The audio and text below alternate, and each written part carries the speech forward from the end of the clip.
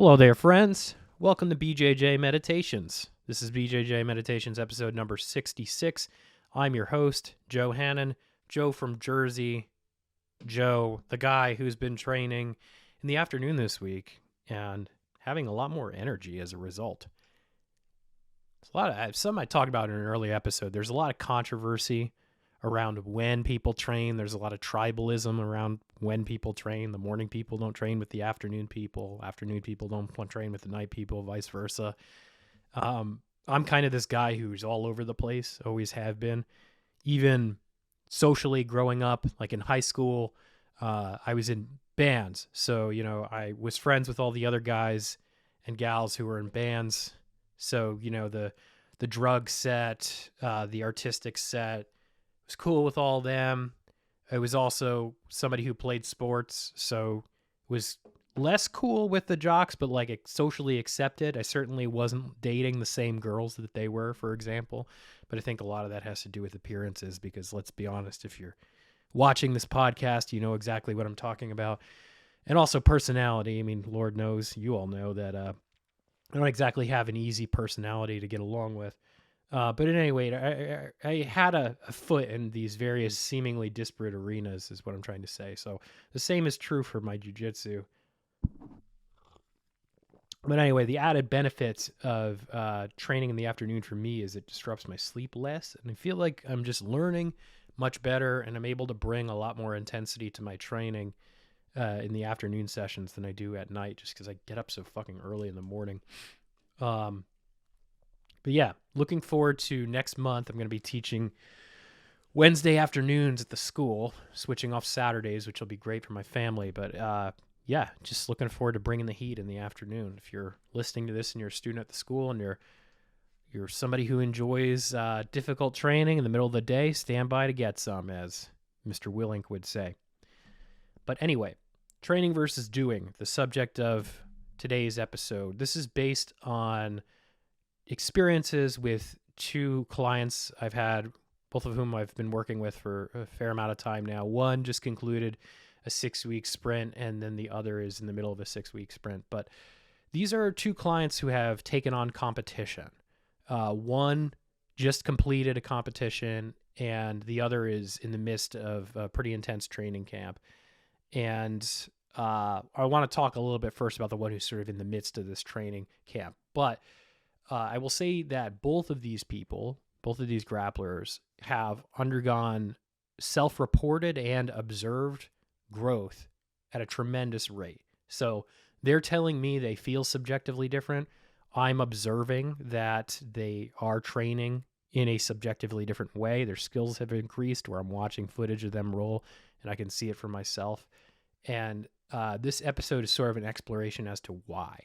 And some of it came up in a conversation in a coaching session I had with one of these guys just the other day. So it's really fresh in my mind. So let's focus first on this person who just completed his 6-week sprint. Prior to working with me, awesome guy. He's a pillar of our community. He's one of those people where you smile every time you see him on the mats, and you're just thrilled to train with him. And that, I think everybody agrees with me in that assessment. And he's also a tremendous athlete. He has a history in boxing before he came into grappling, and he just moves really well. I don't know if he sees it or would agree, but when you grapple with him, you realize right away that you're engaging with somebody who has, let's call it like a high fight EQ. Or a high fight IQ. He has a high fight EQ too, emotional intelligence, but both of those are very high. Either way, he's somebody who has experience in confrontation, and you can feel it when you work with him. And he told me in so many ways that he came away from this coaching work feeling super focused. And I can feel it too. Like, we had the opportunity to train last Wednesday, I believe it was. Last Monday, I had a last second call in where I had to go in and cover for an instructor, and he was there, and we got to train, and he hit me with this takedown attempt that he's been practicing pretty consistently. I think it was in his repertoire for his competition. It's like a collar drag, but it's a collar drag almost into this like baseball slide where if he connects with your leg, you're going for a ride.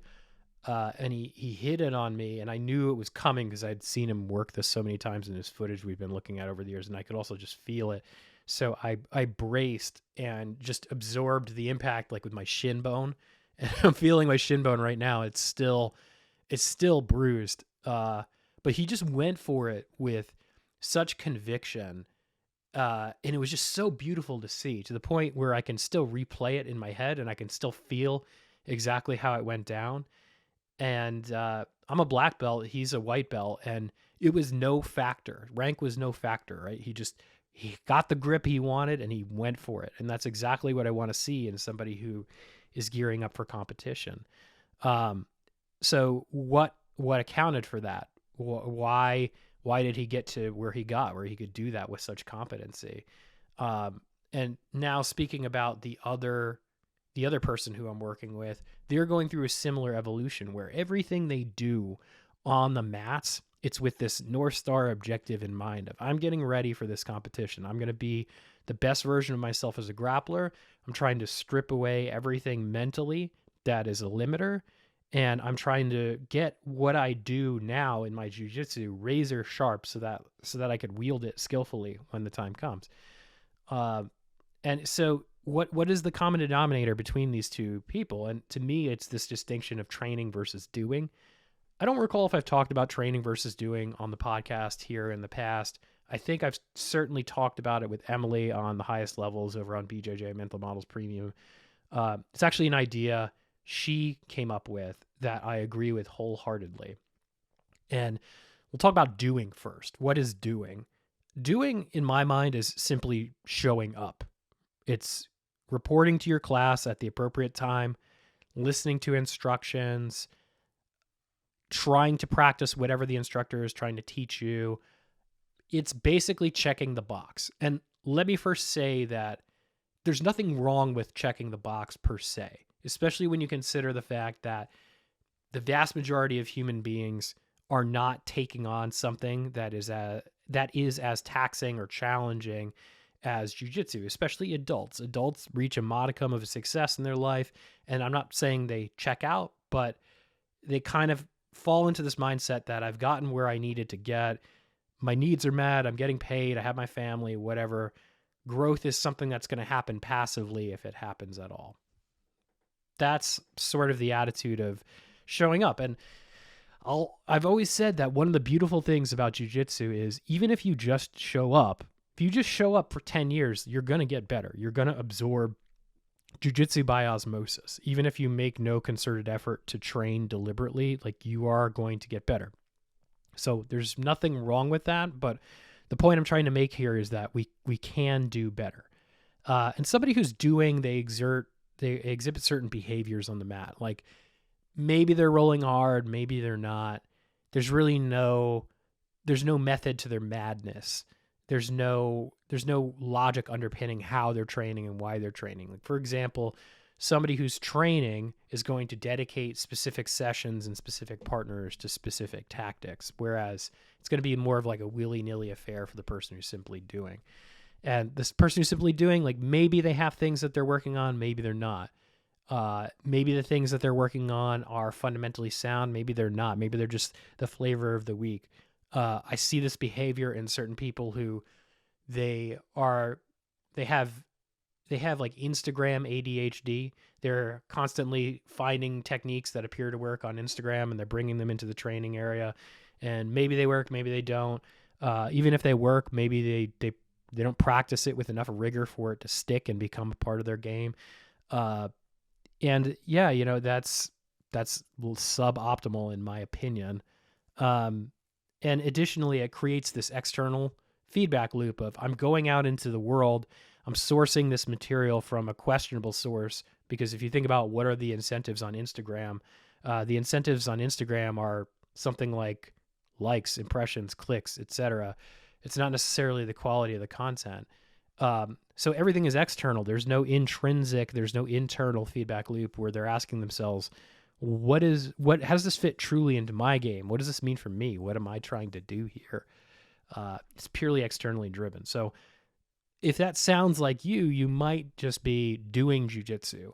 And we're all doing jujitsu to some degree, right? Like, I don't think anybody does all these things perfectly, but if any of that feels familiar, it probably behooves you a bit to pay attention to what it means to train jujitsu. And to me, training jujitsu is essentially deliberate practice. It's showing up with intention. And I don't mean showing up with intention in this vague yogic Eastern sense of things. I mean, showing up knowing what the fuck you want to do. And there are some days where I'm so beat up and my intention is just to get movement in, just to kind of play some guard, loosen up my back. I'm not really trying to win, and I'm not really trying to sharpen anything up. But I know what I'm trying to do, and I know that there are trade-offs to that decision. I know that my jiu-jitsu is probably not going to get better that day. I know that I'm probably not going to learn anything new. I know that I'm probably not going to impress anyone, and that's all okay, but I have done that mental calculus and made the decision. So that's one aspect of it. I suppose a healthier aspect of it is showing up with an objective for each training session. You know, these guys who are competing or who did compete, they had clear objectives with what they were trying to achieve in their training sessions, usually all of which were linked back to governing principles of what they were training. So very well thought out. The other thing I think that that distinguishes training from doing is this thirst, this drive to eliminate sloppiness from everything you do. And that can take the form of simple things like how you tie your belt, how you straighten your gi, how you look people in the eye on the mat when you're choosing a training partner, to technical things. You know, I'm when I'm training, especially when I'm in competition mode, I'm constantly feeling for things that feel loose. Things that feel like I needed to force that sweep, or I didn't have my weight in the right place there. I am looking for the gaps. I'm not looking to come out of training feeling great about my training. I'm looking to know exactly what I need to work on and eliminating that sloppiness from my game. So that can be accomplished in a number of different ways. One of the ways I think that works best is through watching footage. There's this uncanny feeling of any time I watch myself roll, I feel like I'm watching what happened in slow motion. It always feels much cooler in the moment than it looks on tape. And it's painful. It's hard to watch, but that's exactly why it needs to be done. So eliminating sloppiness, reviewing footage is key to that. The other cornerstone, I think, of the training mindset is this idea of not taking easy rounds. Like when I'm in comp mode, I'm going into live training and I'm assessing the room and I'm saying, okay, who are the people I want to train with least? Okay. And I'm ranking them in order, starting with black belts on down to blue belts. Like, who are the people I want to train with least? And often, you know, it's those young blue belts who I want to train with least because I can't keep pace with them. But I am making that mental order in my brain, and I'm calling those people out round for round. Hey, you want to take this round? Hey, do you want to take this round? I'm starting with that toughest person and I'm working backwards. And I'm definitely not taking any rounds off because I gain nothing by not training. Even if I go out and have a really shitty round and get tapped by a blue belt or a white belt, I'm gaining nothing by sitting that round out because I'm tired. At a minimum, I'm going to improve my conditioning a little bit more. At a minimum, I might discover something interesting that I hadn't considered before. I'm constantly looking to gain something to move forward, and that means taking no rounds off. That means looking people in the eyes and saying, hey, can I get this round with you? Even when you don't want to. Just building that muscle so it becomes so automatic the words are coming out of your mouth before you have the chance to even realize how shitty you feel. And believe me, you will feel shitty. Training, also. Parallel curriculum. Something I know I've talked about on this podcast before.